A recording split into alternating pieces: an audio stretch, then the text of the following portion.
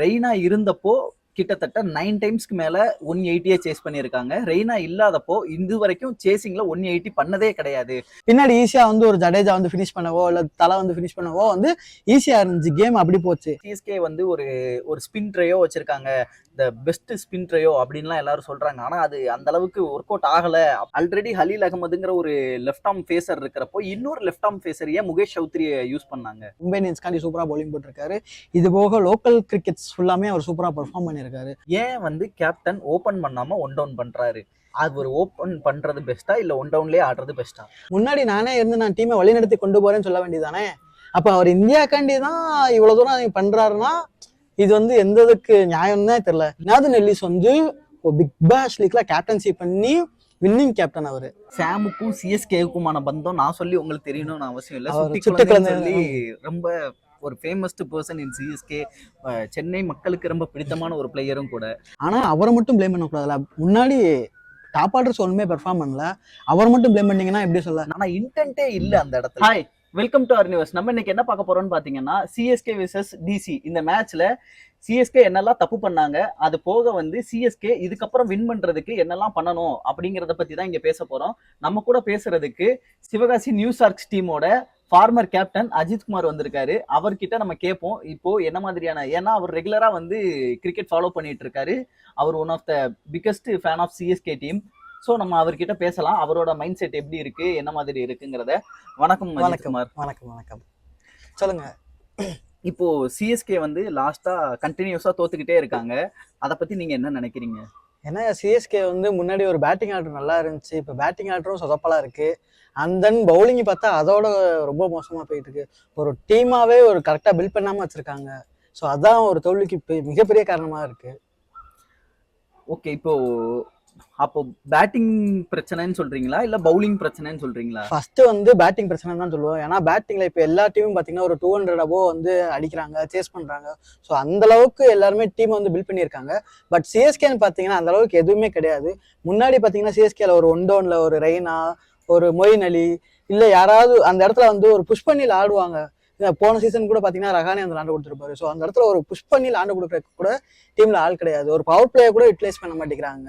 So 150 chase பண்ணதான் எனக்கு ஒரு இது தோணுச்சு. என்ன அப்படின்னா லாஸ்ட் ஒரு 4 இயர்ஸா வந்து ஒரு 180 வந்து சேஸ் பண்ணதே இல்லை சிஎஸ்கே அப்படிங்கறதான் இப்ப ரெக்கார்ட் பேசுது. அதுல குறிப்பா நிறைய பேர் வந்து இன்ஸ்டாகிராம்ஸ்ல இப்போ சோசியல் மீடியால போட்டுக்கிட்டே இருக்கிறது என்ன அப்படின்னா, ரெய்னா இருந்தப்போ கிட்டத்தட்ட 9 டைம்ஸ்க்கு மேல 180 சேஸ் பண்ணியிருக்காங்க. ரெய்னா இல்லாதப்போ இது வரைக்கும் சேசிங்ல 180 பண்ணதே கிடையாது. இந்த பெரிய இம்பாக்ட் வந்து ரெய்னா இருந்தப்ப இருந்துச்சு, ரெய்னா இல்லாதப்போ அது இல்ல அப்படிங்கறத மென்ஷன் பண்றாங்க. இதை பத்தி நீங்க என்ன நினைக்கிறீங்க? கரெக்ட் தான். ஒரு ரெய்னா வந்து எப்படின்னா ஒரு ஃபர்ஸ்ட் பால்ல விக்கெட் விழுந்தாலும் சரி, செகண்ட் பால்ல விக்கெட் விழுந்தாலும் சரி, இல்ல பவர் பிளேக்கு அப்புறம் விக்கெட் விழுந்தாலும் சரி, அவரோட கேம் ஒரே ஒண்ணுதான். வருவாரு, அட்டாக் பண்ணுவாரு. அந்த இடத்த கேம் எவ்வளவு மூவ் ஆன் பண்ண முடியுமோ அவ்வளவு தூரம் மூவ் ஆன் பண்ணிக்கிட்டே இருப்பாரு. இன்னொன்னு பேட்டிங் எடுத்துக்கிட்டா அவரோட ஸ்டெபிலிட்டி கரெக்டா இருக்கும். அந்த கன்சிஸ்டன்சியை மெயின்டைன் பண்ணிக்கிட்டே இருப்பாரு. அவருக்குன்னு ஒரு தனி ரெக்கார்ட்ஸ் இருக்கு. ஸோ அதனாலதான் அவரை மிஸ்டர் ஐபிஎல்னு சொல்லிக்கிட்டு இருக்காங்க. ஸோ அவ்வளவு பெரிய ஒரு லாஸ் வந்து சிஎஸ்கேவால காம்பன்சேட் பண்ண முடியாது எப்பயுமே. அதுதான் அப்ப தோல்விக்கு இன்னை வரைக்கும் காரணமா இருக்கா? ஒன் டவுன்ல ஒரு ப்ராப்பர் பிளேயர் அமையாததுதான் தோல்விக்கான காரணமா? ஏன்னா இப்போ ரீசெண்டா கூட கப்பெல்லாம் அடிச்சாங்க 2023ல. ஸோ அப்பெல்லாம் வந்து ரெய்னா கிடையாது, அப்பெல்லாம் நல்லா தானே பெர்ஃபார்ம் பண்ணாங்க. ரெய்னா கிடையாது. பட் ஆனா அந்நேரம் பாருங்க சேஸ் பண்ண டோட்டல்ஸ் எல்லாமே நம்ம மினிமம் டோட்டல்ஸ் தான். அண்ட் தென் அப்பயுமே பாருங்க மிடில் அந்த 1 or 2 விக்கெட்ஸ் விழுந்தாலும் ஒரு ராயுடு, ஒரு மொயின் அலி, அப்புறம் சிக்ஸர் தூபே அந்த மாதிரி கொஞ்சம் டக்குன்னு வந்து ஒரு புஷ் பண்ணாங்க. இனிஷியலா புஷ் பண்ணி அந்த கேமை எடுத்துட்டு போனாங்க. அவங்க எல்லாம் வந்து கேமை பில்ட் பண்ணி கொடுக்குறப்போ பின்னாடி ஈஸியா வந்து ஒரு ஜடேஜா வந்து ஃபினிஷ் பண்ணவோ இல்ல தலை வந்து ஃபினிஷ் பண்ணவோ வந்து ஈஸியா இருந்துச்சு. கேம் அப்படி போச்சு. பட் இப்போ என்னன்னா அந்த மிடில் ஆர்டர்ல பாருங்க இந்த தடவை ஒரு ஒன் டவுனுக்கு ஒரு நல்ல பிளேயர்னு சொல்றதுக்கு எதுவுமே எனக்கு தெரிஞ்சு இல்லை.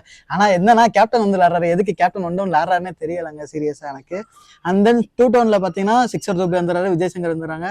இவங்க 2 பேருமே இப்போ ஃபார்ம் அவுட்டு பெருசா எதுவுமே பெர்ஃபார்மும் பண்ணல அவங்க. ஸோ இந்த இடத்துல பெரிய லேக் வந்து 2 டவுன் அண்ட் 3 டவுன்ல தான் போயிட்டு இருக்கு. கேப்டன் ஒன் டவுன்ல ஏதாவது பெர்ஃபார்ம் பண்றது. ஒன் டவுனும் அதாவது ஒன் டவுன் இல்ல, மிடில் ஆர்டர் சரி பண்ணா சென்னை ஜெயிக்கிறதுக்கான பாசிபிலிட்டிஸ் எந்த அளவுக்கு இருக்கு? சரி, இதெல்லாத்தையும் ஃபர்ஸ்ட் ஹோல்ட் பண்ணுவோம். சிஎஸ்கே விசஸ் டெல்லி, இந்த மேட்ச்ல டெல்லி என்ன நல்லா பண்ணாங்க, சிஎஸ்கே என்ன நல்லா பண்ண தவறுனாங்க அப்படின்னு உங்களுக்கு தோணுது? டெல்லியில வந்து என்னன்னா அவங்களுக்கு சொல்ல என்ன பிரச்சனையே இல்லை, என்னன்னா பேட்டிங் தான். அவங்களுக்கு பேட்டிங் சூப்பராக இருந்துச்சு, பேட்டிங் நல்லா விளாண்டு கொடுத்தாங்க. அவங்க விக்கெட் விழுந்தாலும் பாருங்க, அந்த அக்ஷர் படேல் கூட 2 வந்து நல்லா பேட்டிங் ஆடி கொடுத்தாருங்க. ஒரு 6 அடிக்கிறாரு, மிடில் ஓவர்ஸ்ல ரன்ஸ் அவங்க கெயின் பண்ணிக்கிட்டே இருக்காங்க. பட் என்னதான் விக்கெட் விழுந்தாலும் அவங்கலாம் மிடில் ஓவர்ஸ்ல ரன் எடுத்துக்கிட்டே இருக்காங்க. நீங்க மிடில் ஓவர்ஸை பத்தி மட்டும் தான் பேசிட்டு இருக்கீங்க. டெல்லியோட டாப் ஆர்டர்ல ராகுல் ஒரு அபரிவிதமான பேட்டிங் கொடுத்திருக்காரு. அதுதான் மேட்ச். அவர் வந்து எல்லாருக்கும் தெரிஞ்சதுதான். அவர் வந்து எப்படின்னா ஒரு இன்னிங்ஸ் பில்ட் பண்றவர். ஒரு ஸ்டார்டிங்ல இருந்து எண்ட் வரை அவர் இன்னிங்ஸை பில்ட் பண்ணி கொண்டு போறவர் தான். நீங்க பாத்தீங்கன்னா தெரிஞ்சிருக்கும், 30 பாலுக்கு ஒரு 40 ரன்னு, ஒரு 35 பாலுக்கு 45 ரன்னு, அந்த 50 ரன்னு, இந்த இதுலதான் ஆடிட்டு இருப்பார் சேகர். அவர் என்னன்னா, ஒரு 2 நான் பிடிச்சிக்கிறேன்ப்பா, இன்னொரு 2ல யாராவது ஆடுங்க, அந்த மாதிரி அவர் ஒரு 2 ஸ்டாண்ட் பண்றாரு. மிச்சம்ல வந்தாங்க, அடிக்கிறாங்க, போறாங்க. பட் அது வந்து பெருசா தெரியல. ஆனா அவர் பெரிய ரோல் பிளே பண்றது வந்து பெருசா தெரிய மாட்டேங்குது யாருக்கும் அது. ஓகே. இப்போ சிஎஸ்கேவோட பவுலிங்னு பார்த்தா அது அங்க மட்டமா தானே இருக்கு. அந்த இடத்துல கிட்டத்தட்ட முதல்ல வந்து பவர் பிளேல பாத்தீங்கன்னா ஷார்ட் பால்ஸ் நிறைய ட்ரை பண்ணாங்க. ஆனா எதுவுமே ஒர்க் அவுட் ஆகல. கிட்டத்தட்ட இது அபிஷேக் போரல் பாத்தீங்கன்னா ஷார்ட் பால்ஸை ரொம்ப கிளவரா வந்து ஆடிட்டாரு. சிஎஸ்கேவோட பவுலிங்கே வந்து கேள்விக்குறியா தான் இருக்கும் அப்படின்னு தோணுது. எனக்கு தெரிஞ்சு சிஎஸ்கே வந்து ஒரு ஸ்பின் ட்ரையோ வச்சிருக்காங்க, த பெஸ்ட் ஸ்பின் ட்ரையோ அப்படின்லாம் எல்லாரும் சொல்றாங்க. ஆனா அது அந்த அளவுக்கு ஒர்க் அவுட் ஆகல அப்படிங்கிற மாதிரி எனக்கு தோணுது. உங்களோட ஒப்பீனியன் ட்ரியோ வந்து எப்படின்னா நல்லா தான் இருக்கு. ஒரு உண்மையிலே 3 பேருமே ஒரு மாஸ் ஸ்பின்னர்ஸ் தான், எல்லாருக்குமே தெரிஞ்சதுதான். ஏன்னா வேர்ல்ட் கிளாஸ் ஸ்பின்னர்ஸ் இவங்க எல்லாருமே. 100 வந்து இப்பதான் கொஞ்சம் ஃபேமஸ் ஆகிட்டு இருக்காரு. பட் ஆனா அவரோட இம்பாக்ட் தான் இப்போ சிஎஸ்கேல நிறைய இருக்கு. அவர் தான் போலிங்ல வந்து நல்லா போட்டு இம்பாக்ட் கொடுத்துக்கிட்டு இருக்காரு. இப்போ வந்து அஸ்வினுக்கோ ஒரு ஜடேஜாக்கோ வந்து பெரிய இம்பாக்ட் கிரியேட் பண்ண முடியல. பட் ஆனா இன்னும் ஃபியூச்சர்ஸ்ல அவங்க நல்லா விளாடுவாங்க. அது ஸ்பின்னை பத்தி எனக்கு கவலையே கிடையாது. ஃபாஸ்ட்ல ஒரு சைடு வந்து கலில் சூப்பரா போடுறாரு, ஆனா அவருக்கு பார்ட்னரா போடுறதுக்கு தான் ஆளே கிடையாது அந்த இடத்துல.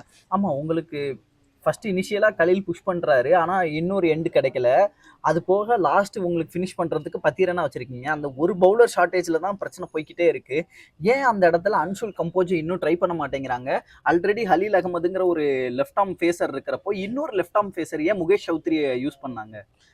இப்போ என்ன பிளான்ல போறாங்கன்னே எனக்கும் தெரியல. கிட்டத்தட்ட எப்படின்னா அவங்க பிளான் எல்லாமே எல்லாரும் யூஸ் பண்ணி பாக்குறாங்களா, இல்ல வேற எதுவும் இன்னும் இல்ல, போன மேட்ச் எதுவும் பேட்டிங்ல கொஞ்சம் இன்னும் டெப்த் கூட்டுவோம் அப்படின்னு சொல்லி முகேஷ் சௌத்ரி எடுத்துட்டு வந்திருக்கலாம் மேபி. ஏன்னா நீங்க பாத்தீங்கன்னா நெட்ஸ்ல அவரோட பேட்டிங் ப்ராக்டிஸ் தான் நிறைய ரிலீஸ் ஆயிருந்துச்சு. அவரோட கிளிப்ஸ் எல்லாம் பாத்தீங்கன்னா பேட்டிங் ப்ராக்டிஸ் ரிலேட்டடா கிளிப்ஸ் தான் நிறைய வந்துச்சு. சூப்பரா பேட்டிங் ஆடிட்டு இருந்தாரு. ஸோ மேபி இன்னும் டெப்த்தை கூட்டா இல்ல ஒரு ஹிட்டிங் ஆப்ஷன் கொண்டு வரலாம் அப்படின்றக்காண்டி மேபி முகேஷ் சௌத்ரியை கொண்டு வந்திருக்கலாம். ஓகே, முகேஷ் சௌத்ரி அப்போ ஒரு ஆல்ரவுண்டரா மாறிட்டு இருக்காரு அப்படிங்கிற மாதிரியான ஆங்கிள் தான் யோசிக்கிறீங்க. Okay, quit interesting. சரி, நம்ம இதை தொடர்ந்து பேசுவோம். அப்போ இப்போ அனுஷுல் கம்போஜ் வந்தா எந்த அளவுக்கு டீமுக்கு ஸ்ட்ரென்த்தனா இருக்கும்னு நினைக்கிறீங்களா, இல்ல அது கொஞ்சம் இப்போ இதே மாதிரி தான் இருக்கும் பவுலிங் அப்படிங்கிற மாதிரி யோசனை இருக்கா? இப்போ சிஎஸ்கே வந்து பவுலிங்கை ஸ்ட்ராங் பண்ணா ஒரு 150ல வந்து சுருட்டினாங்க அப்படின்னா ஈஸியா சிஎஸ்கே வந்து சேஸ் பண்ண வாய்ப்பு இருக்கு. அவங்களால சேஸ் பண்ண முடியல. சோ வேற வழி இல்ல, பவுலிங்க பிரஷர் போட்டு எந்த அளவுக்கு ஆப்போனன்ட்டை வந்து குறைவான ரன்கள்ல சுருட்ட முடியுங்கிறத தான் பிளான் பண்ணோம். அப்போ அதுக்கு அனுஷுல் கம்போஜ் உங்களுக்கு பெட்டர் ஆப்ஷனா இருப்பாரு, அப்படிதானே? ஆமா, ஏன்னா இப்போ ஏன்னா எப்படி சொல்ல, அவரு இதுக்கு முன்னாடி நீங்க பாத்தீங்கன்னா மும்பை இந்தியன்ஸ்காண்டி சூப்பரா பவுலிங் போட்டிருக்காரு. இது போக லோக்கல் கிரிக்கெட்ஸ் ஃபுல்லாமே அவர் சூப்பரா பெர்ஃபார்ம் பண்ணியிருக்காரு. ஸோ அவர் வந்து எப்படி சொல்ல ப்ரெஷரையும் ஹேண்டில் பண்ண முடியும் அவரால். ஸோ அதனால கொண்டு வரலாம். இன்னும் டெப்த்ல பதிரனா கூட போடுற அளவுக்கு கொஞ்சம் எஃபெக்டிவாகவும் இருப்பார் அவரு. ஆனா இனிஷியலா நம்மளுக்கு போடுறதுக்கு தான் இன்னொரு பவுலர் தேவை, கரெக்டா? சோ அப்ப இனிஷியலா ஒரு 2 ஓவர், 3 ஓவர் போட்டாருன்னா மொத்தம் 5 ஓவர் இவங்க இது பண்ணிட்டு கடைசி 2 ஓவர் போடுவாரு. போட்டா பெஸ்டா இருக்கும்னு எதிர்பார்க்கறீங்க. ஓகே, இப்போ என்னதான் வந்து பவுலிங் வந்து உங்களுக்கு கை கொடுத்தாலும் பேட்ஸ்மேன்ஸ் அந்த அளவுக்கு பெர்ஃபார்ம் பண்ண தயாரா இருந்த மாதிரி எனக்கு தெரியல. சென்னையில கிட்டத்தட்ட நானே பெரிய மனவேதனையில இருக்கேன்னே சொல்லலாம். இதை பத்தி ஏன் வந்து கேப்டன் ஓபன் பண்ணாம ஒன் டவுன் பண்றாரு? அது ஒரு ஓப்பன் பண்றது பெஸ்டா இல்ல ஒன் டவுன்லயே ஆடுறது பெஸ்டா? ஆக்சுவலா என்ன கேட்டீங்கன்னா, அவர் ஏன் ஒன் டவுன் பண்றாருன்னு எல்லாருக்குமே ஒரு கொஸ்டின்ஸ் இருக்கு. அது எப்படி சொல்ல, இந்தியாக்காண்டி அவர் ஒன் டவுன்ல ஆடுறாரா, இல்ல நான் சிஎஸ்கேவை தான் பேக் பண்ண போறேன் அப்படின்னு சொல்லி ஒன் டவுன் ஆடுறாரான்னு யாருக்குமே தெரியல. இந்தியால ஆல்ரெடி ஓப்பனிங் ஸ்லாட்ஸ் ஃபுல்லா ஆயிடுச்சு. ஒன் டவுன் ஸ்லாட் ஃப்ரீ ஆகறப்போ அதை ஃபில் பண்றதுக்கு இப்பவே எந்த அளவுக்கு நான் என்னால இம்பாக்ட் கிரியேட் பண்ண முடியுங்கிறத காமிச்சுக்கிட்டு இருக்காரு. Okay, fine. என்னோட கணிப்புப்படி எனக்கு அப்படிதான் தோணுது. லைக் எப்படி சொல்லலாம், அவரால் ஓப்பனிங்ல ஆட முடியும். ஏன்னா ஓப்பனிங்ல ஸ்ட்ரகிள் இருக்கு. போனா உடனே விக்கெட் விழுது. மினிமம் ஒரு 1 or 2 ஓவர்ஸ்ல வந்து விக்கெட் விழுந்துருது. ஸோ அந்த இடத்துல ஏன் நான் பின்னாடி இருந்து நான் பேக் பண்ணி டீம் எடுத்துட்டு போகணும்னு நினைக்கிறதுக்கு முன்னாடி நானே இருந்து நான் டீமை வழிநடத்தி கொண்டு போறேன்னு சொல்ல வேண்டியதானே. அப்ப அவர் இந்தியாக்காண்டி தான் இவ்வளவு தூரம் பண்றாருன்னா இது வந்து எந்த இதுக்கு நியாயம்னே தெரியல. ஏன்னா போன தடவை பண்றது தப்பு கிடையாது. ஆனா நம்ம கிட்டக்க வந்து எப்படி சொல்றதுன்னா ப்ராப்பர் இன்னும் ஓப்பனிங் செட் ஆகவே இல்லை அப்படிங்கிறப்போ முன்னாடி வந்திருக்கலாம் அவரு. ஆனாலும் இன்னும் வரமாட்டேங்கிறாரு. ஆனா கான்வே ஓப்பனிங்ல இப்போ வந்து ஒரு நல்ல ஆப்ஷன் தானே. கான்வே ரச்சின் ஒரு கான்வே ரச்சின் நல்ல ஆப்ஷன் சொல்றத விட எப்படி சொல்லலாம், இப்போ லெஃப்ட் டு லெஃப்ட் வந்து காம்பினேஷன் ஒன்னாதான் போகும். ஒரு டைரக்டா ஈஸியா ஒரு பவுலர் வந்து ஈஸியா போட முடியும். ஒரு லெஃப்ட் அண்ட் ரைட்ன்றப்போ ஒரு ஏதாவது ஒரு பால் சிங்கிள்ஸ்க்கு மாறுறப்போ நமக்கு நிறைய வந்து லூஸ் பால்ஸ் கிடைக்கிறப்போ பனிஷ் பண்ணலாம், எக்ஸ்ட்ரா ப்ரெஷர் போட முடியும் அவங்க பவுலர்ஸ் மேல. ஸோ ஈஸியா நம்ம இன்னும் ரன்ஸ் நிறைய கிடைக்கும். ஸோ முன்னாடி இன்னும் நல்லா புஷ் பண்ணிட்டோம். இப்போ பவர் பிளேயே நம்ம இப்போ பார்த்தீங்கன்னா பவர் பிளேல ஒரு 30 ரன் தான் அடிச்சிட்டு இருக்கோம், ஒரு 35 ரன் அந்த ரேஞ்சில் தான் போய்கிட்டு இருக்கு. ஒரு 60 ஒரு 50 வந்துச்சுன்னா இன்னும் பின்னாடி போறப்போ அவங்களுக்கு ஒரு கான்ஃபிடன்ஸ் கிடைக்கும். இன்னொன்னு ஒண்டோன்னு கேப்டன் மேலே வந்துட்டா இன்னும் நமக்கு பெட்டரா ஒரு ஃபீல் கிடைக்கும். பின்னாடி கூட நம்ம பேக்கப்ல வந்து ஒண்டோன்ல இவரை ட்ரிப்பாதியை போட்டு நம்ம அந்த இடத்த மூவ் ஆன் பண்ணிக்கலாம். ஏன்னா அவர் நீங்க வந்து கான்வேவை வெளியே எடுத்துட்டு நீங்க ஓப்பனிங்ல ருத்ராஜ் கெய்க்வாடும் ரச்சின் ரவீந்திராவும் ஆடிட்டு ஒண்டோன்ல வந்து ட்ரிப்பாதியை ஆட வச்சுக்கணும் அப்படிங்கிற மாதிரி சொல்றீங்க. அப்ப கான்வேவை வந்து வெளியே எடுத்துட்டு சாம உள்ள புஷ் பண்ணலாம்னு சொல்ல வரீங்க? நான் வந்து அப்படி சொல்ல வரல. இப்போ எப்படின்னா ஓப்பனிங்ல நீங்க வந்து ரச்சினை நான் கொண்டு வர மாட்டேன். ஓப்பனிங்ல வந்து கான்வே, ருத்ராஜ் கெய்க்வாட், ஒன்னொன்னு Tripathi one of the best opening pairs அவங்க தான் வந்து. ஏன்னா முன்னாடியே எல்லாருக்கும் தெரிஞ்சதுதான் அவங்க 2023 வின்னிங்ல வந்து அவங்க எல்லாமே. ஏன்னா ரெண்டு பேர்ட்டுமே ஒரு கன்சிஸ்டன்சி இருக்கும், எங்க அக்ரெஷன் போகணும், எங்க வந்து டிஃபெண்ட் பண்ணி ஆடணும், ஒரு கேம் பிளான் இருக்கும், அவங்க கண்ட்ரோல்டா ஆடுவாங்க நிறைய ஷாட்ஸ். ஸோ அது வந்து ஒரு இனிஷியல் பில்ட் பண்ணும் இன்னிங்ஸை. ஸோ அப்படி பில்ட் பண்றப்போ ஒரு கேமை நம்ம பெரிய லெவலில் எடுத்துட்டு போக முடியும். ஸோ அது மாதிரி தான் அவங்க ரெண்டு பேரும் ஓப்பனிங் பண்ணிட்டாங்கன்னா ஈஸி. ஒன்டோன்ல விக்கெட் விழுந்தா ட்ரிப்பாதி அவரோட நல்லா நீங்க எடுத்து பாத்தீங்கன்னா ப்ரீவியஸ் மேட்ச் இந்த ப்ரீவியஸ் இயர்ஸ்ல எல்லாம் பாத்தீங்கன்னா சேனல்ஸ்லயே முன்னாடி பேசினதுதான். Tripathi one down is a well known player for one down player. So அவர் ஒன் டவுன்ல ஆட வைக்கிறதா பெஸ்ட்னு சொன்னா, ஆனா அவங்க டீம் விட்டே அவர் மொத்தமா வெளியே அனுப்பிட்டாங்க. எப்படி சொல்லலாம், எல்லாருமே அவரை ட்ரோல் பண்றாங்க. பட் ஆனா அவரோட எப்படி சொல்ல அவரோட பெர்ஃபார்மன்ஸை பத்தி அவங்களுக்கு தெரியல. என்னோட ப்ரீவியஸ் இயர்ஸ்ல எல்லாம் பாத்தீங்கன்னா SRH காண்டி அவர் நல்லா பாத்தீங்கன்னா ஒரு முதல் விக்கெட் போனாலும் ஒன்டோன்ல வந்து அவர் நிறைய புஷ் பண்ணி கொடுத்து கேம் எடுத்துட்டு போனாரு.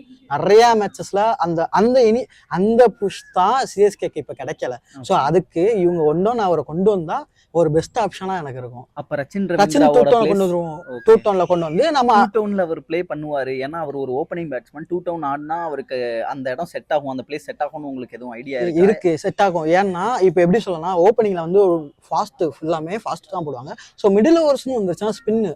இப்போ ரச்சின் வந்து ஸ்பின்னு சூப்பரா ஆடுவாரு. அவரால் இறங்கி போய் த்ரூ த லைன் ஆடுவாரு நல்லா. கான்வேவுமே against the spinner best records வச்சிருக்காரு. ஏன் அவரை டூ டவுன் பண்ணிட்டு ரச்சின் முன்னாடி கொண்டு? ரச்சினுக்கு ஆல்ரெடி லேண்ட் ஒரு எக்ஸ்பீரியன்ஸ் இருக்கு டூ டவுன்ல. ஒரு நியூசிலாந்துக்கே பாத்தீங்கன்னா ஒரு ஓடிஐலயோ இதெல்லாம் பாத்தீங்கன்னா அவர் பின்னாடி வந்து லேண்டு ஒரு கேமை இன்னிங்ஸ் பில்ட் பண்ணி கொண்டு போற அளவுக்கு அவருக்கு ஒரு கேப்பபிள் இருக்கு. கான்வேயாலேயே முடியும். பட் ஆனா அவரோட ஸ்பாட் என்னன்னா ஓப்பனிங் மட்டும் தான். அவர் ஓப்பனிங் தான் இதுவரை லேண்ட் இருக்காரு. நல்ல பவர் பிளேல அவர் கண்ட்ரோல் பண்ணி எல்லாத்தையுமே கொண்டு போக முடியும் அவரால். ஸோ அவரும் ஒரு இன்னிங்ஸ் பில்டர் தான். பட் கம்பேர் டு ரச்சி வந்து டூ டவுன்ல வந்தா இன்னும் நல்லா இருக்கும். அப்போ பேஸ்ட் ஆன் த விக்கெட்ஸ் வந்து பேஸ்ட் ஆன் த ரன்ஸ் ஒன்னு டூ டவுன்ல ரச்சின் வரணும், இல்ல தேவைப்பட்டுச்சு அப்படின்னா சிக்ஸர் துபே உள்ள வருவாரு. ஓகே, அப்போ சாம் கரனுக்கான இடம் இங்க எங்க இருக்கு? சாம் கரனுக்கான இடம் வந்து இப்போதைக்கு வாய்ப்பு இல்லை. ஏன்னா இப்போ சிஎஸ்கே எடுத்துக்கிட்டா பேட்டிங்ல தான் வந்து நிறைய இது பண்ண வேண்டியிருக்கு, ஸ்ட்ரெங்தன் பண்ண வேண்டியிருக்கு. ஆக்சுவலி சாம் கரன் ரீசெண்டா பேட்டிங்ல நல்ல ஃபார்ம்ல தான் இருந்தாரு. எனக்கு தெரிஞ்சு அதர் T20 லீக்ஸ் இதுல எல்லாமே நல்லா தான் பெர்ஃபார்ம் பண்ணிக்கிட்டு இருந்தாரு. ஏன் அவரை கொண்டு வந்து ட்ரை பண்ண கூடாது? அப்படி பார்த்தா ஜேமி ஓவர்டன் சொல்லலாங்க, யார வேணா சொல்லலாம். ஜேமி ஓவர்டன் சொல்லலாம், ஒரு நேதன் எல்லிஸ் சொல்லலாம். நேதன் எல்லிஸ் ஒரு ஜேமி ஓவர்டன்ஸ்லாம் வந்து எப்படின்னா ஒரு மேட்ச் வின்னிங் பிளேயர்ஸ் அவங்கலாம். லைக் எப்படி சொல்லலாம், ஒரு ஜேமி ஓவர்டன் வந்து நீங்க சொன்ன மாதிரி தான் பியூர் பவர் ஹிட்டர் தான். ஆனா அவர் கேம் அப்படியே ஒரு செகண்ட் மாற்ற முடியும் அவரால். நேதன் எல்லிஸ் வந்து பிக் பேஷ் லீக்ல கேப்டன்சி பண்ணி வின்னிங் கேப்டன் அவரு. ஸோ அவரோட பவுலிங் நீங்க எடுத்து பார்த்தீங்கன்னா அவரோட ஸ்டாட்ஸ்லாம் பார்த்தீங்கன்னா ஒரு எக்கனாமிக்கல் பவுலர் அவர் வந்து. ஸோ நிறைய அவரை யூஸ் பண்ணலாம். பட் ஆனால் இப்போதைக்கு நம்ம ஃபாரின் ஸ்லாட்ல அங்கே யாரையுமே வைக்க முடியாது. அப்படி பார்த்தா சாம் வந்து அவங்களெல்லாம் கம்பேர் பண்ணதோட கம்மி தான். பட் ப்ரீவியஸ் இயர்ஸ்ல வந்து சிஎஸ்கேக்கு சாம் நல்லா பண்ணியிருக்காரு. ஓகே, ஏன்னா சாமுக்கும் சிஎஸ்கேவுக்குமான பந்தம் நான் சொல்லி உங்களுக்கு தெரியணும்னு அவசியம் இல்லை. சொல்லி ரொம்ப ஒரு ஃபேமஸ்ட் பர்சன் இன் சிஎஸ்கே. சென்னை மக்களுக்கு ரொம்ப பிடித்தமான ஒரு பிளேயரும் கூட.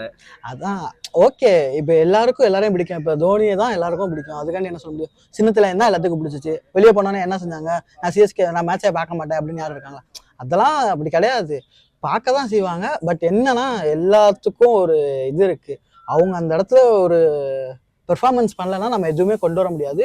அவங்களோட ஒரு பெஸ்ட் பெர்ஃபார்மரை தான் டீமுக்குள்ள நம்ம எடுத்துட்டு வந்து இது பண்ண முடியும். ஓகே, முன்னாடி மேட்சஸ்ல இப்ப தோனி வந்து 9வது விக்கெட்ல இறங்கினாரு. இப்போ லாஸ்ட் டெல்லி மேட்சஸ்ல கிட்டத்தட்ட 10வது ஓவர்லயே உள்ள வந்துட்டாரு. ஆனா அவங்க சிஎஸ்கே சைட்ல இருந்து சொல்லப்பட்டது என்ன அப்படின்னா 10 ஓவர் அவரால் கம்ப்ளீட் பண்ண முடியாது, அவர் அந்த அளவுக்கு ஃபிட்டா இல்லை அப்படிங்கிற லெவல்ல தான் அவங்க சொல்லியிருந்தாங்க. ஆனாலும் அவர் வந்திருக்காரு. இதை பத்தி நீங்க என்ன நினைக்கிறீங்க? தோனி எங்க ஆடணும், என்ன பண்ணணும் அவர் ஆக்சுவலா டீமுக்கு? ஆக்சுவலாக இப்போ சிஎஸ்கே ஃபேனாக பேசினேன் அப்படின்னா எனக்கே ஒரு வெறுப்பு தான். என்னத்த சும்மா வந்து விளாண்டோன்னு பேருக்கு விளாடுறதுக்கு வந்து விளாடுறது வேஸ்ட்டு தான். ஆனால் அவரை மட்டும் ப்ளேம் பண்ணக்கூடாதுல்ல. முன்னாடி டாப் ஆர்டர்ஸ் ஒன்றுமே பெர்ஃபார்ம் பண்ணல, அவர் மட்டும் ப்ளேம் பண்ணீங்கன்னா எப்படி சொல்ல? நான் அவரை மட்டும் ப்ளேம் பண்ணணும்னு சொல்ல. டாப் ஆர்டர் பெர்ஃபார்ம் பண்ணல, டீம் வந்து ஸ்ட்ரகிள்ல இருக்கு. அவர் வந்து ஒரு இன்னிங்ஸை பில்ட் பண்ணியிருந்திருக்கலாம். ஆமா, இன்னிங்ஸ் பில்ட் பண்ணி அவர் கடைசியில கம்ப்ளீட் பண்ணல. வந்தாரு. போன மேட்ச் வேண்டாம், அதுக்கு முன்னாடி மேட்சஸ் எடுத்துக்கோங்க. 9வது விக்கெட்ல வந்தாரு. அது அது கிட்டத்தட்ட எப்படி சொல்றதுன்னா, தோத்தாலும் பரவாயில்ல அப்படிங்கிற ஒரு மைண்ட் செட்ல தான் அவங்க அதை ஆடினாங்க. எனக்கு இப்போ டிசி மேட்ச், லாஸ்ட் மேட்ச் எடுத்து பாருங்க, அதுலயுமே 10வது ஓவர்ல வந்தாரு. ஆனா இன்டென்ட்டே இல்ல அந்த இடத்துல. நீங்க அதை பத்தி என்ன நினைக்கிறீங்க? நீங்க இன்டென்ட் இல்லைன்றத வந்து எப்படி சொல்லலாம்? இன்டென்ட் இல்லை தான். ஏன்னா இப்போ ஒரு டக்குன்னு மேட்ச் க்ளோஸ் ஆயிரும். இப்போ அவர் அவுட் ஆயிட்டான்னு வச்சுக்கோங்க, பின்னாடி ஆடுறதுக்கு பிளேயர்ஸ் கிடையாது, பேட்டிங் டெப்த்து கிடையாது, ஒன்றும் இல்லை. அவருக்கு அடுத்து பேட்டிங்னா அஸ்வின், முகேஷ். தீபக் கூடா அதுக்கப்புறம் வந்து இப்போ லாஸ்ட் மேட்ச்ல வந்து ஒரு 69 ஸ்கோர் பண்ணாரு. நம்மளோட சென்னை பை விஜய் சங்கர். அவரெல்லாம் வந்து ஏன் கன்சிடர் பண்ணக்கூடாது? அவங்களெல்லாம் எங்க கன்சிடர் பண்ண? அவதான் முன்னாடி லாண்டு கொடுத்துருக்காங்கல்ல. இல்ல, மிடில் ஆர்டர்ஸ் நீங்க 2 டவுன்ல ரச்சின் ரவீந்திரா, சிக்ஸர் தூபே சொல்லிட்டீங்க. ஸோ மோஸ்ட்லி அன்ஃபுல் கம்போஸை நீங்க உள்ள கொண்டு வரீங்க அப்படின்னா இந்த மிடில் ஆர்டர்ல கண்டிப்பா இவங்களை ட்ராப் பண்ண வேண்டிய நீட் இருக்கும்ல அங்க. நான் ஏன் அவங்கள கன்சிடர் பண்ணலன்றதை விட அந்த இடத்துல இந்த லைனப் வந்துச்சுன்னா கண்டிப்பா அந்த பேட்டிங் லைனப் வந்து ரொம்ப ஸ்ட்ராங் ஆயிடும். ஓப்பனிங்ல இருந்து பின்னாடி டெப்த்து ரொம்ப டெப்தா இருக்கும். நீங்க ஈஸியாவே நம்ம யூஸ் பண்ணிக்கலாம். இந்த இடத்துல இன்னும் போனா நீங்க அஸ்வினை கூட நீங்க முன்னாடி கொண்டு வந்துடலாம். இப்போ அந்த அவங்க விளாடுற விஜய் சங்கரோ இல்லை ஹூடாவோ விளாடுற விளாட்ட அஸ்வின் எடுத்துட்டு வந்து விளாண்டு கொடுப்பாரு உங்களுக்காண்டி. எனக்கு தெரிஞ்சு டிஎன்பிஎல்ல ஒரு ஓப்பனிங் பண்ணிட்டு இருக்காரு அவங்க டீமுக்கு. ஆக்சுவலா சேப்பாக்கம் ஸ்டேடியம்ல நிறைய ஆடி இருக்காரு, எக்ஸ்பீரியன்ஸ் இருக்கு. ஆனாலும் அவர் முன்னாடி ஏன் வரமாட்டேங்கிறாரு அப்படிங்கிற கொஸ்டினும் எனக்குள்ள நிறைய இருந்துச்சு. ஆனா எப்படி சொல்ல, அவரு அந்த ஸ்பாட்டுக்கான இன்னும் நிறைய பேர் இருக்கிறனால டக்குன்னு அவங்கள புஷ் பண்ண முடியல. அவரை சிஎஸ்கே வின் பண்ணணும்னா அவங்க பண்ண வேண்டிய முக்கியமான விஷயமா நீங்க எதை பாக்குறீங்க? சிஎஸ்கே வின் பண்ணணும்னா ஃபர்ஸ்ட் வந்து பேட்டிங்கை வந்து ஸ்ட்ரென்தன் பண்ணணும். அண்ட் தென் முன்னாடி டாப் ஆர்டர் விளாண்ட மாதிரி லாண்டு கொடுத்தாங்கன்னா பின்னாடி நீங்கள் தோனி எக்ஸ்பெக்ட் பண்ணலாம். சும்மா முன்னாடி யாருமே விளாடாமல் பின்னாடி வந்து தோனி அடிச்சு எல்லாத்தையும் ஜெயிக்க வைக்கணும் அப்படின்னா அவராலே முடியாது. அவருக்கு இன்னும் வயசு வந்து இன்னும் அவர் இள வயசுலாம் சொல்ல முடியாதுங்க. வெளியே பேச்சுக்கு கேப்டன் சொல்லலாம், அவர் யங் கீப்பர் அப்படின்னு சொல்லலாம். பட் ஆனால் அவரோட வயசுலாம் தாண்டி போய்கிட்டு இருக்கு. ஏன் அவர் ரிட்டையர் ஆகிட்டு ஒரு யங்ஸ்டருக்கு அந்த வாய்ப்பை கொடுக்கக்கூடாது? கொடுக்கலாம். பட் என்ன சொல்ல, இப்போ அவங்க அவர் விளாடுறதே அவர் என்ன சொல்றாரு பாருங்க, அவரோட பேட்டியிலே சொல்றது என்னன்னா, நான் என் ஃபேன்ஸ்காண்டி விளாடுறேன் அவ்வளவுதான். அவங்க ஃபேன்ஸோட இதுக்காண்டி அவர் வந்து விளாடுறது வந்து ஏன் சொல்ல, ஃபேன்ஸ்க்காக விளாடுறாரா ஐபிஎல்காக விளாடுறாரு? ஃபேன்ஸ்காண்டி தான் விளாடுறாரு. அவரே சொல்லியிருக்காரு, நான் வீல் சேர்ல நான் போய் உட்காந்தா கூட என்னை இன்னும் அடுத்து வந்து என்னை கூப்பிட்டு வச்சு விளாட வைப்பாங்க அப்படின்னு விளையாட வைப்பா. ஃபேன்ஸ். ஓகே, இப்போ இதெல்லாம் ஒரு பக்கம் இருக்கட்டும். சென்னையோட பேட்டிங், பவுலிங் எல்லாமே பேசிட்டோம். ஆனா அவங்களோட ஃபீல்டிங்கும் எனக்கு தெரிஞ்சு கவலைக்கிடமான ஸ்டேஜஸ்ல தான் இருக்கோ அப்படின்னு தோணுது. முன்னாடி இருந்தது எப்படின்னா ஒரு ஜடேஜா, ஒரு ரெய்னா அவங்களோட அக்ரெசிவான ஃபீல்டிங்ல இருந்துச்சு. ஒரு எல்எச்சாமின்னு சொல்லி ஒரு Faf du Plessis, Brendon McCullums, DJ Bravo, இந்த மாதிரி சொல்லிக்கிட்டே போகலாம். ஃபீல்டிங் பார்த்தீங்கன்னா ஒரு எக்ஸ்ட்ராடினரி ஃபீல்டர்ஸ்லாம் வச்சிருந்தாங்க. பட் இப்போ ஒரு கரண்ட் ஃபீல்டிங் ஃபார்ம் வந்து கொஞ்சம் கவலைக்கிழமை தான் இருக்கு. ஆனா இது வந்து ஈஸியா ஓவர் கம் பண்ணிடுவாங்க, எனக்கு வந்து நம்பிக்கை இருக்கு. ஏன்னா சிஎஸ்கே எப்படினாலும் ஆக்சுவலா எனக்கு தோணுது என்னன்னா, தோனி எப்பயுமே ப்ராப்பரா பிளான் பண்ணுவாரு. ஃபீல்டு செட் கரெக்டா இருக்கும், பவுலிங் லைன் அதுக்கேற்றாப்புல போட வைப்பாரு பவுலர்ஸை பிளான் பண்ணி. ஆனா இப்போ அதெல்லாம் மிஸ் ஆகுதோ அப்படின்னு தோணுது. மேபி தோனி அதுல எதுவும் பிளான்ஸ்ல இன்டர்ஃபியர் ஆகிறது இல்லையா? ஃபுல்லாவே வந்து கேப்டன் தான் பாத்துக்கிறாரா? அதனாலதான் இந்த பிரச்சனைகள் நடக்குதா? கேப்டன் இதுல வந்து இன்டர்ஃபியர் ஆவாரு. பட் எப்பனா எல்லா டைமும் கிடையாது. ஒரு குறிப்பிட்ட பாயிண்ட் ஆஃப் டைம் ஒரு ப்ரெஷர் ஹேண்டில் பண்ண முடியாத ஒரு பின்னாடி சுச்சுவேஷன் அப்படின்னா அவர் போய் இது பண்ணலாம். எல்லா டைமும் போய் நம்ம சொன்னால் அது நல்லா இருக்காது. அவரோட ஒரு ஃப்ரீடமை நம்ம வந்து இதாகிற மாதிரி இருக்கும். ஸோ அதனால மேக்ஸிமம் எனக்கு தெரிஞ்சு அவர் இன்டரப்ட் ஆகிற மாதிரி தெரியலை. ஏன்னா முன்னாடி கூட ஒரு ஃபீல்ட் அட்ஜஸ்ட் பண்ணுறது, ஒரு சொல்கிறது அப்படிலாம் இருக்கும். ஏன் ரிவ்யூ கூட ஆக்சுவல் டேரக்டாக அவராகவே பண்ணுவார். ஏன் நீங்கள் இந்தியாவில் கூட பார்த்தீங்கன்னா டேரெக்டாக அவரே வந்து ரிவ்யூ பண்ணுவார். நானே வேற விராட் கோலி கேப்டனாக இருந்தாலும் ரிவ்யூ அப்படின்னு சொல்லிட்டு அவரே போயிடுவார். இப்போ பார்த்தீங்கன்னா கேள்ப்பா அவர்கிட்ட கேளு அப்படியே. ஸோ அந்த குவாலிட்டிஸை அவருக்கு பில்ட் பண்ண வைக்கிறாரு. இன்னொன்று அவர் தான் கேப்டன்றதை வந்து அந்த இடத்துல அவர் ஸ்ட்ராங்காக பிலீவ் பண்ண வைக்கிறாரு. எல்லாரையுமே நீ அவன்கிட்ட தான் கேட்கணும் அப்படின்ற மாதிரி எல்லாரையும் பிலீவ் பண்ண வைக்கிறாரு. ருத்ராஜ் இன்னும் வளர்த்துக்கிட்டு இருக்கிற ஸ்டேஜில் தான் இருக்காங்க. அவர் இன்னும் ஃபுல்லாக டியூன் ஆகலை. அதனால மேண்டேட்ரியாக தோனி ஆடி தான் ஆகணும். அப்படிதான் நிலைமை இருக்கு இப்போ. அப்படிதானே ஒன் சைடு பார்த்தீங்கன்னா அது ஒரு பெரிய இதனால தான் தோனி அதுலேயும் கூட சொல்லலாம். நீங்கள் ஏன் தோனி ரிட்டையர் ஆகிட்டு போகல அப்படின்னு கேட்குறேன். ஸோ இன்னும் வந்து அந்த இடத்துல ட்ரெயின் ஆகலை. ஒரு பெஸ்ட் கேப்டன் சொல்லிக்கிற அளவுக்கு யாருமே இல்லை சிஎஸ்கேல. இப்போ நீங்கள் பார்த்தீங்கன்னா முன்னாடி பார்த்தீங்கன்னா ஜடேஜாக்கு கொடுத்தாங்க. ஜடேஜாவால் அந்த இடத்த அவருக்கு ப்ரெஷர் ஹேண்ட்லிங் வந்து ரொம்ப பிரச்சனையாக இருந்துச்சு. அவரால் அந்த இடத்த தாண்டி போக முடியல அவரால். ஸோ அந்த இது வந்து சரி ஓகே, இந்த தடவை போன தடவையே ருத்ராஜ் கைக்கு வந்துச்சு. ருத்ராஜ் நல்லா பண்ணுறாரு, குறைய சொல்ல மாட்டோம். ருத்ராஜ் வந்து நல்லா பண்ணிக்கிட்டு இருக்காரு. பட் இன்னும் தேவை.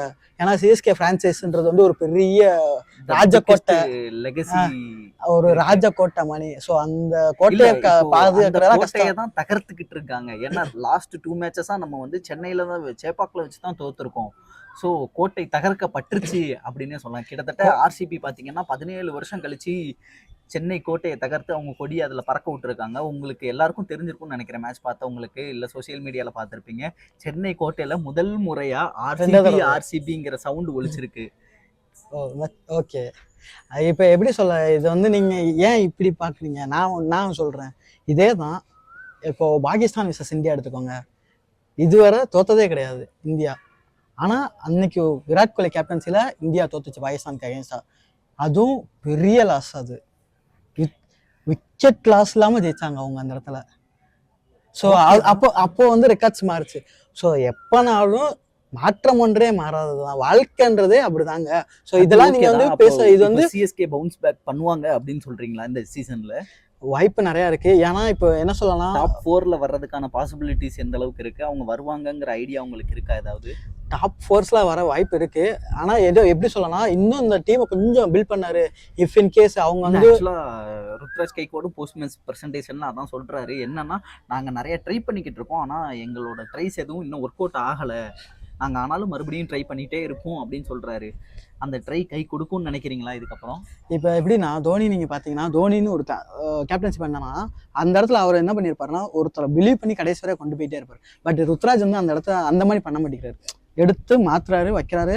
ஸோ இந்த சேஞ்சஸ் வந்து பெரிய இம்பாக்ட் கொடுக்குது, மேட்சஸ்ல கொடுக்குது. நான் என்ன கேட்க வரேன்னா, அப்போ இது Ruturaj Gaikwad full and full அவரோட டிசிஷன்ல தான் போய்கிட்டு இருக்கு. தோனி இதுல தோனிட்ட இதை பத்தி கேட்டுக்க மாட்டாங்கன்னு நான் சொல்ல வரல. பட் அவருக்குன்னு ஒரு ஃப்ரீடம் கொடுத்துருக்காங்க, அவ்வளவுதான்.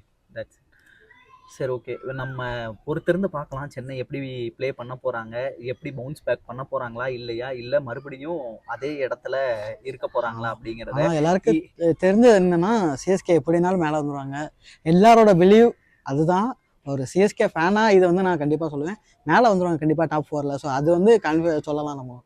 ஓகே, லாஸ்டா எனக்கு ஒன்று கேட்கணும்னு தோணுது. என்ன அப்படின்னா, உங்களோட பங்காளி மும்பையும் வந்து உங்க கூட கீழே தான் இருக்காங்க. அவங்க மேலே வருவாங்கன்னு நினைக்கிறீங்களா? பங்காளி கோல்ஸ்னாலே அப்படிதாங்க. ஸோ ஒருத்தர் போயிட்டா இன்னொருத்தர் கூடயே வர்றதானே, இதெல்லாம் ஒரு பெரிய விஷயம். அவங்கெல்லாம் கண்டிப்பாக மேலே வந்துடுவாங்க. அவங்களுக்குமே ஒரு நல்ல பேட்டிங் லைனப் இருக்குது, ஒரு நல்ல டீம் தான் அவங்களுக்கு. ஏன்னா பும்ரா மட்டும் இல்லை, அவ்வளோதான். மிச்சபடி அவங்களும் ஒரு நல்ல டீம் தான்.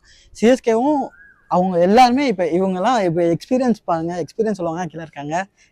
இப்போ ஸ்ரேயாஸ் ஐயரும் ஒரு எக்ஸ்பீரியன்ஸ் பிளேயர் தான், அவங்க டீம் மேலே இருக்கு. ஓகே, மிச்சம் இந்த டெல்லியோ பாருங்க, இவங்கெல்லாம் வந்து கொஞ்சம் இப்போ தான் கேப்டன்சி அவர் அக்ஷர் பட்டேல் இப்போ தான் கேப்டன்சியே எடுத்திருக்காரு. பட் ஆனால் அவங்களாம் டாப்பில் இருக்காங்க. இன்னொன்று இந்த இவர் ரஜத் பட்டிட்டார் எடுத்துக்கோங்க, அவரும் இப்போ தான் இந்த ஐபிஎல் கேப்டன்சி எடுத்தாரு, நியூ கேப்டன். அவருமே கொஞ்சம் மேலே இருக்காரு. ஸோ இப்போ இவங்கெல்லாம் வந்து எப்படின்னா ஒரு எக்ஸ்பீரியன்ஸ் கேப்டன் ஜெயிச்சிட்டோன்னு நினைக்கிறாங்க.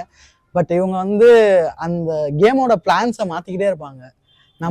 இந்த சிஎஸ்கேவோ எம்ஐயோ இப்போ எஸ்ஆர்ஹெச்ல ஒரு மிகப்பெரிய கேப்டன், அவர் cup winning captain, ICC trophies win பண்ணவர். ஸோ அவர் இன்னும் கீழே இருக்காரு. அப்போ அதெல்லாம் பார்த்தீங்கன்னா அவங்களாம் என்னன்னா, எஸ்ஆர்ஹெச் ஆக்சுவலா எல்லாரும் எக்ஸ்பெக்ட் பண்ணது என்னன்னா 300 சொன்னாங்க. ஆனால் 100க்கே டீம் ரொம்ப ஸ்ட்ரகிள் ஆக ஆரம்பிச்சிருச்சு. ஏன் அப்படின்னா, போன தடவை வந்து ஜஸ்ட் எல்லாரும் வந்தாங்க, பவுல் பண்ணாங்க போனாங்க அப்படியே இருந்துச்சு. இப்போ எல்லாருக்குமே ஒரு தனி ஸ்ட்ராட்டஜிஸ் இருக்கு.